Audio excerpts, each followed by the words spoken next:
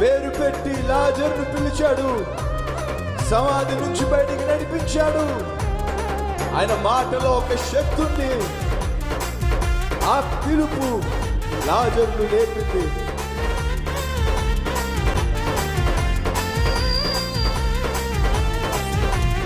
పేరు పెట్టి పిలిచావు, లాజరు రమ్మన్నావు, కన్నీటిని తుడిచావు, కష్టాలే తీర్చావు. పేరు పెట్టి పిలిచావు, లాజరు రమ్మన్నావు, కన్నీటిని తుడిచావు, కష్టాలే కూర్చున్నట్టుగా. నీ మాటలో గొప్ప శక్తి ఉందిలే, ఆ పిలుపు లాజరును లేపిందిలే.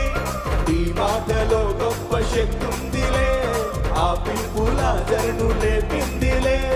ఇలాంటి దేవుడు లోకాన లేడులే, ఇలాంటి దేవుడు లోకాన. స్వరాలు విప్పి యెహోవా యెహోవా యెహోవా నా కాపరి, యెహోవా యెహోవా యెహోవా నా ఊపిరి, యెహోవా యెహోవా యెహోవా నా కాపరి, యెహోవా యెహోవా యెహోవా నా ఊపిరి. ఎంత మంచి వాడవు, ఎంత గొప్ప దేవుడవు, ఎంత మంచి వాడవు, ఎంత గొప్ప దేవుడవు.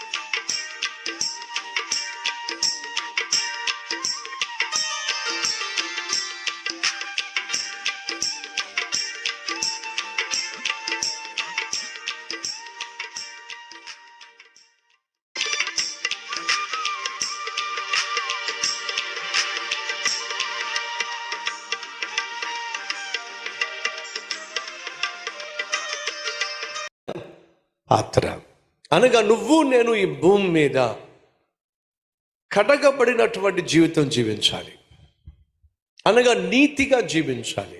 సంఘానికి వస్తున్న ఆత్మీయుడా, ఆత్మీయురాలమైన సహోదరి, సేవలో పాల్పంచుకుంటున్న ప్రియ సేవక సమూహమా, దయచేసి వినండి. మనం పరిశుద్ధ అలంకృతులమై దేవుని సన్నిధికి వచ్చి దేవుణ్ణి ఆరాధించాలని దేవుడు కోరుతున్నాడు. నువ్వు పరిశుద్ధంగా జీవించాలని దేవుడు కోరుతున్నాడు. చీకటి క్రియల నుండి వేరై, చీకటి అలవాటుల నుండి వేరై నువ్వు నీతిగా జీవించాలి దేవుడు కోరుతున్నాడు. ఒకరోజు ఒక పాస్టర్ గారు బాగా అలసిపోయారు, శారీరకంగా బాగా స్ట్రెస్ గుండా వెళుతున్నారు.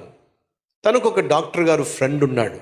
ఆ ఫ్రెండ్ దగ్గరికి వెళ్ళి, అరే ఏంటో నాకు బాగా నీరసంగా ఉంటుందిరా అని చెప్పి నన్ను పరీక్షలు చేయి అని చెప్పి డాక్టర్ గారు అన్ని పరీక్షలు చేసిన తర్వాత, ఒరే నీ శరీరాన్ని చూస్తే ఎక్కడ లోపమేం కనిపించట్లా, రేయింబగళ్ళు సేవ చేస్తున్నావు కాబట్టి బాగా అలసిపోతున్నావు, నువ్వు కొంచెం రిలాక్స్ కావాలరా, నీ మైండ్ కొంచెం రిఫ్రెష్ కావాలరా, మరి ఏం చేయమంటావు అని అంటే, ఓ పని చేస్తావా, సెకండ్ షో సినిమాకి వెళ్దాం, కొత్తగా బూతు సినిమా వచ్చింది, వెళ్ళి చూసొద్దాం. ఒక 2 గంటల సేపు ఆ బూతు సినిమా చూస్తే అబ్బో మైండ్ భలే రిఫ్రెష్ అయిపోద్దిరా, రిలాక్స్ అయిపోతాంరా, రారా వెళ్దాం అని చెప్పి పాస్టర్ గారితో ఫ్రెండ్ అంటున్నాడు. అప్పుడు ఆ పాస్టర్ అన్నమాట ఏమిటంటే, నీ చేతులు మురికిగా ఉన్నట్లయితే ఆపరేషన్ థియేటర్లోకి వెళ్ళి నువ్వు ఆపరేషన్ చేస్తావా అని అంటే, డాక్టర్ చెప్పాడు, మురికి చేతులతో నేను ఆపరేషన్ చేస్తే ఇన్ఫెక్షన్ వస్తుంది, పేషెంట్ చచ్చిపోతాడురా, కాబట్టి పొరపాటును కూడా మురికి చేతులతో నేను ఆపరేషన్ చేయను. అప్పుడు ఆ సేవకుడు చెప్పింది ఏమిటంటే, నువ్వు మురికి చేతులతో ఆపరేషన్ చేస్తే నీ పేషెంట్ చచ్చిపోతాడని చెప్పి అంత క్లీన్గా నీ హ్యాండ్స్ పెట్టుకుంటున్నావే, మురికి కళ్ళతో నేను సేవ చేస్తే నా సాక్ష్యము నాశనం అయిపోతుంది, నా సేవ నాశనం అయిపోతుంది, నా సంఘము నాశనం అయిపోతుంది. ఒరే, ఒక పేషెంట్నే నువ్వు మురికి చేతులతో ఆపరేషన్ చేయకపోతే 100 మంది 200 మంది ఉన్న సంఘాన్ని నేను ఎలా చేతులారా మురికి కళ్ళతో సేవ చేసి పాడు చేసుకుంటాను రా, ఏమనుకుంటున్నావు నువ్వు నన్ను?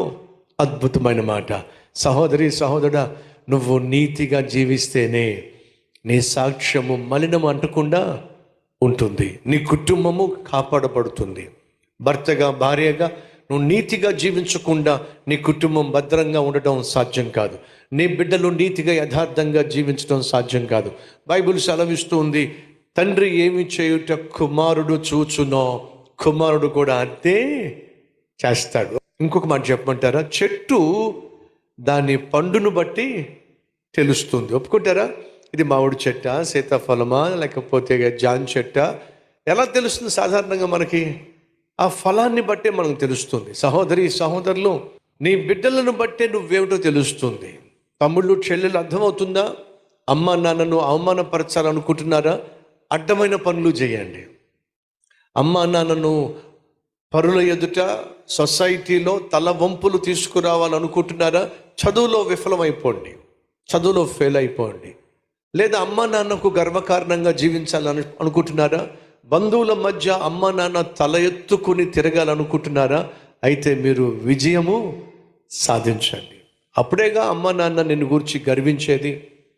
నా తల్లి నేను రక్షించక మునుపు చాలా ఏడ్చింది, కానీ రక్షింపబడిన తర్వాత చాలా గర్వించింది. ప్రియ సహోదరి సహోదరుడా, అమ్మకు నాన్నకు నువ్వు గర్వకారణంగా జీవించాలే తప్ప వాళ్ళను గాయపరిచేవాడిగా జీవించడానికి వీలు కానే కాదు.